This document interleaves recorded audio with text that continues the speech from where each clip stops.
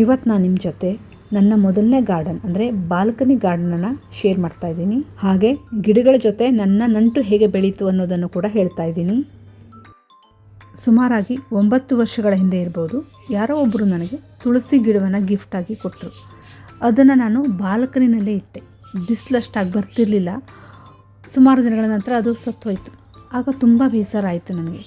ಆವಾಗಲೇ ಗಿಡಗಳ ಜೊತೆ ನಂಟು ಶುರುವಾಗ್ಬಿಟ್ಟಿತ್ತು.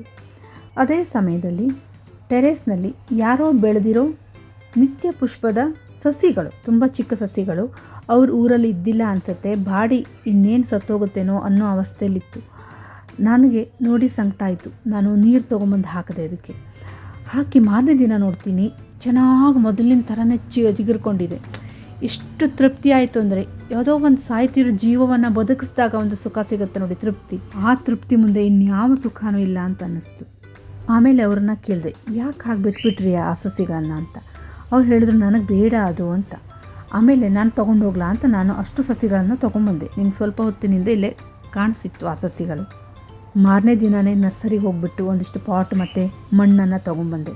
ಆ ಸಸಿಗಳನ್ನೆಲ್ಲ ನೆಟ್ಟೆ. ಯಾಕೆ ಬಾಲ್ಕನಿ ತುಂಬ ಗಿಡಗಳನ್ನು ಹಾಕಬಾರ್ದು ಅಂತ ಅನ್ನಿಸ್ತು. ಗ್ರಿಲ್ಸ್ ಇತ್ತು, ಅದಕ್ಕೆ ನಾನು ವರ್ಟಿಕಲ್ಲಾಗಿ ಹ್ಯಾಂಗ್ ಮಾಡಿದ್ದೀನಿ ನೋಡಿ ಎಲ್ಲ ಪಾಟ್ಗಳನ್ನು. ನೋಡೋಕೇನೋ ತುಂಬ ಸುಂದರವಾಗಿತ್ತು. ಆದರೆ ನನಗೆ ಸ್ವಲ್ಪವೂ ಗಿಡಗಳ ಬಗ್ಗೆ ನಾಲೆಜ್ ಇದ್ದಿರಲಿಲ್ಲ. ಇದಕ್ಕೂ ಮೊದಲು ಒಂದು ಗಿಡವನ್ನು ಕೂಡ ನಾನು ನೆಟ್ಟವಳಲ್ಲ. ಯಾವ ಗಿಡಗಳಿಗೆ ಬಿಸಿಲು ಬೇಕು, ಯಾವ ಗಿಡಗಳಿಗೆ ನೆರಳು ಬೇಕು ಅನ್ನೋದು ಗೊತ್ತಿರಲಿಲ್ಲ. ನೀರು ಯಾವ ಗಿಡಗಳಿಗೆ ಎಷ್ಟೆಷ್ಟು ಹಾಕಬೇಕು ಅನ್ನೋದು ಗೊತ್ತಿರಲಿಲ್ಲ.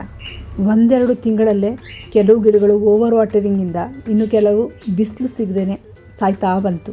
ಪ್ರಾಯಶಃ ಎಲ್ಲ ಗಿಡಗಳ ಪ್ರೇಮಿಗಳು ಬಿಗಿನಿಂಗಲ್ಲಿ ಈ ತಪ್ಪನ್ನು ಮಾಡಿರ್ತಾರೆ ಅನಿಸುತ್ತೆ. ಆಮೇಲೆ ಯೂಟ್ಯೂಬ್ನಿಂದಾಗಿ ಒಂದಿಷ್ಟು ಮಾಹಿತಿಯನ್ನು ನಾನು ಗಿಡಗಳ ಬಗ್ಗೆ ತಿಳ್ಕೊಂಡೆ.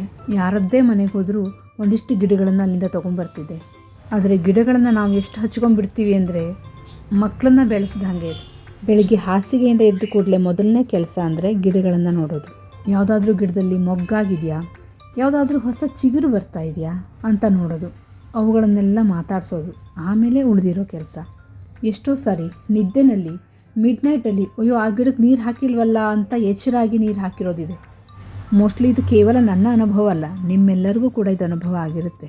ಮುಂದಿನ ಕಥೆಯನ್ನು ಇನ್ನೊಂದು ದಿನ ಹೇಳ್ತೀನಿ. ನಿಮಗೆ ಯಾವ ಗಿಡ ಇದರಲ್ಲಿ ಇಷ್ಟ ಆಯಿತು ಅಂತ ಹೇಳಿ.